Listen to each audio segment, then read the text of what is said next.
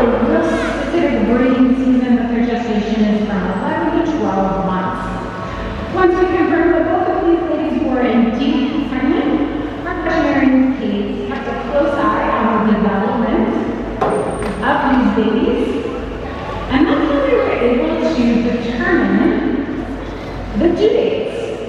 We will actually take measurements of the sonograms of the fetus, and that's how we were able to figure out or estimate a due date. Once we knew that, we actually started a 24-hour watch on our moms 6 weeks before the first expected due date. That means we had a trainer here around the clock, 24 hours a day, watching and looking for those signs of labor. Now, what does signs of labor in Beluga and Dolphin look like? They do something called crunching, where they'll actually pull their tail in, pull closer to their body, or arching, which is just the opposite of that, where it actually lifts their tail up and their belly kind of drags down. And then, of course, active labor is when we see any portion of that baby start to come out of mom's belly. Those whales and dolphins are born tail first, which means that the tail tooth is going to come out first. Luna is a very successful mom and has a couple of calves, and her labor has taken anywhere from an hour to 4 hours. With this calf, it was right around the 2-hour mark. Ohana, on the other hand, her labor was just under an hour before the calf was delivered. Now, keep in mind that these animals are mammals, so once that baby is born underwater, it needs to make its way to the surface to take that very, very, very, very important first breath. And this is definitely with help from mom. When the babies are born, they're not very good swimmers. Just like any baby animal, they're very uncoordinated, don't have a whole lot of muscle or coordination. Mom comes to the surface for that very important first breath. From then on, we're watching them around the clock, watching for those respirations or those breaths to make sure that they are loud and clear. And then, not so long after that, we're really looking for nursing. Just like all babies, we need them to grow up big and strong, and the only way they're going to do that is by drinking milk from mom. So the females have 2 mammary glands on the underside of their tummy, and the babies can actually roll their tongue to make a straw and drink milk from mom while swimming underwater without drinking any of the salt water. It is really impressive. Now, because we do have to hold the breath while they're doing this, they will usually nurse for 2 to 15 seconds at a time. This is Mai'a. She has just figured out how to spin and jump at the same time. And she's doing a lot of practicing. We are not asking her to do this once again. She's 4 months old. She kind of does what she wants at this point, and right now it looks like she's having a whole lot of fun spinning and jumping. Alright, so when she does get hungry, she'll head back to mom, or she'll actually latch onto mom's underside and drink milk from 2 to maybe 10, 15 seconds at a time on either the left side or the right side, and then usually nurse from the other side. We'll do that once to twice an hour, and that will definitely change as they get older. They become more efficient at the nursing once they kind of figure it out. We were able to collect a whole lot of important data. I'm watching them when they nurse, how often they nurse, and this is invaluable information that helps us determine if the babies are growing at the appropriate rate. Other things we're looking for are huge milestones. The fact that Mai'a is now jumping and spinning is a huge milestone. Pacific white-sided dolphins are very acrobatic, they're very athletic, and it is something that we see them do naturally out in the ocean. And so to see those same behaviors here means that she is reaching those milestones, and that's a great sign that she is progressing. So at first it was just them kind of exploring their environment, learning to blow bubbles, learning to swim upside down, sticking pretty close to mom, and then as you can see, once they get a little bit more confident, they're going to start to venture a little further away. Now going back dolphins and belugas do need to go pretty fast. Rurik, the baby beluga, was about 130 pounds when he was born, and 4 months later, he's weighing in at over 350 pounds.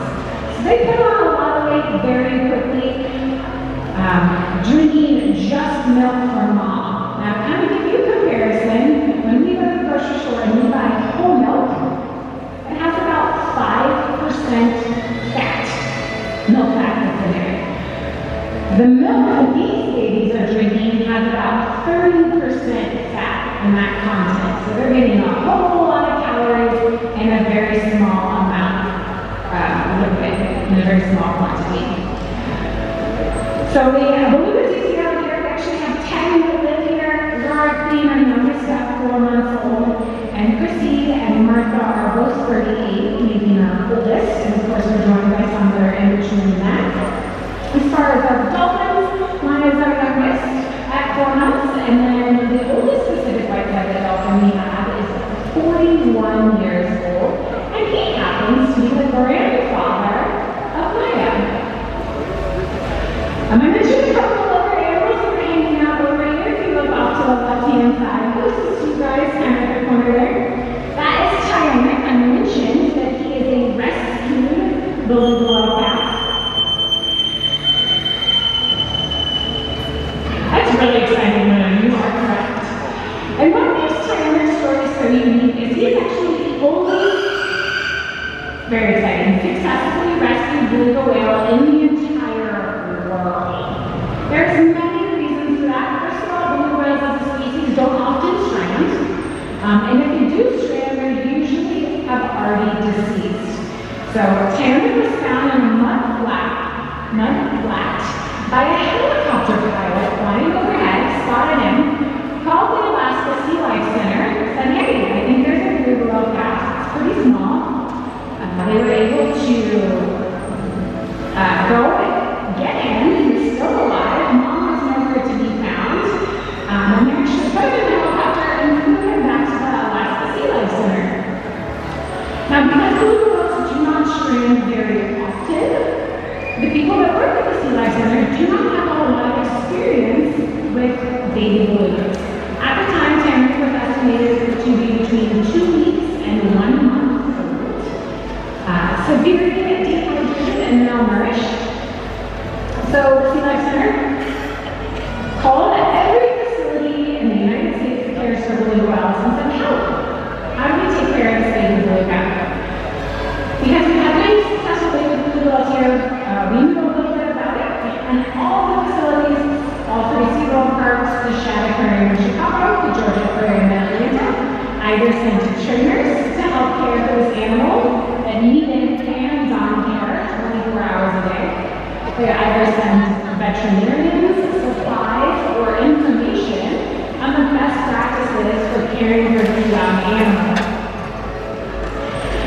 In his rehabilitation time, he was deemed non-releasable by the U.S. government because of his young age and his chronic health conditions, and then he would need a forever home somewhere else.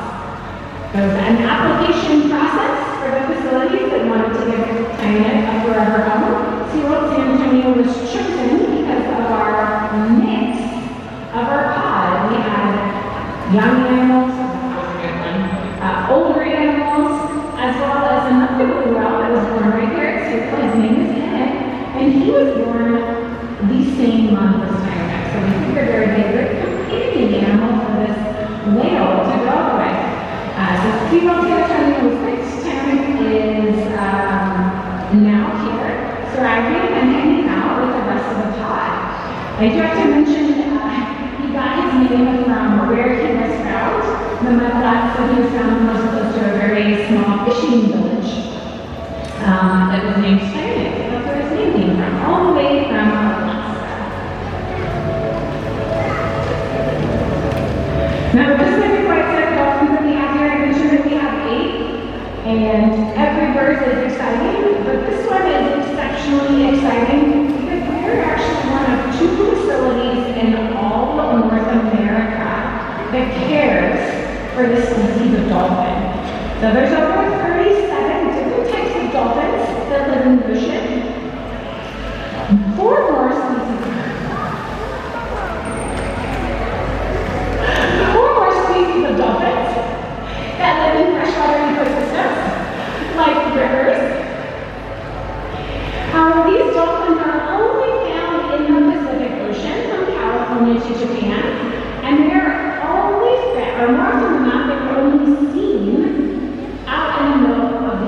open ocean. They're not often seen close to shore. They're not even pelagic species.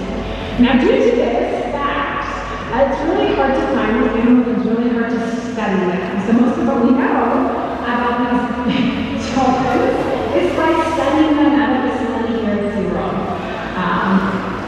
This is vastly different from most dolphins that are home to many zoos and many aquariums all across the country, as well as they're often seen close to shore, and they're found anywhere from California, Gulf of Mexico, Florida, and even up the East Coast. So, due to a smaller geographical location, it definitely makes them harder to find and harder to study. So we're excited to be able to collect all sorts of reproductive and neonate development information just by watching and observing these animals.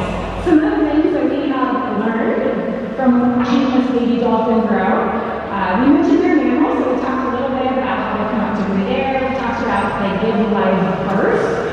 So belly, tummy side, you'll see that they do have a belly button.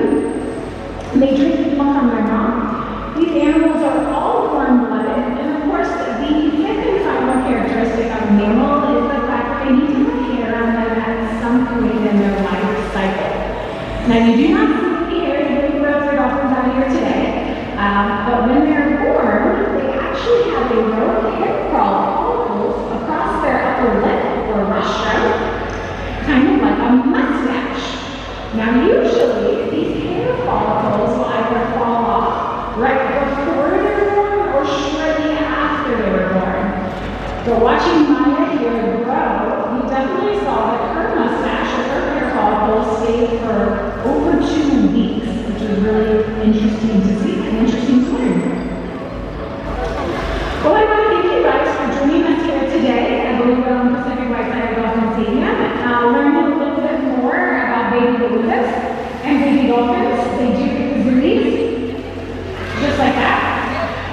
And I hope you take advantage of this opportunity to kind of see some more behind the scenes areas here at SeaWorld. Please check your park maps as well as the SeaWorld app. I know that the Orca Stadium will have the back area open as well, so you can actually go behind the scenes to their back areas and see how they care for those really large animals.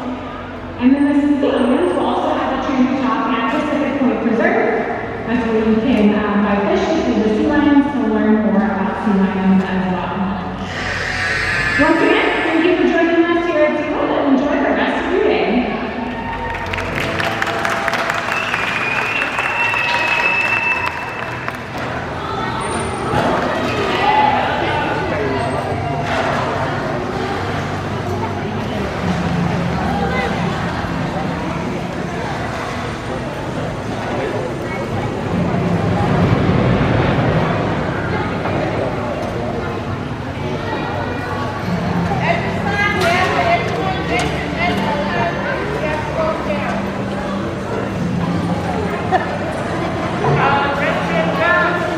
Ladies and gentlemen,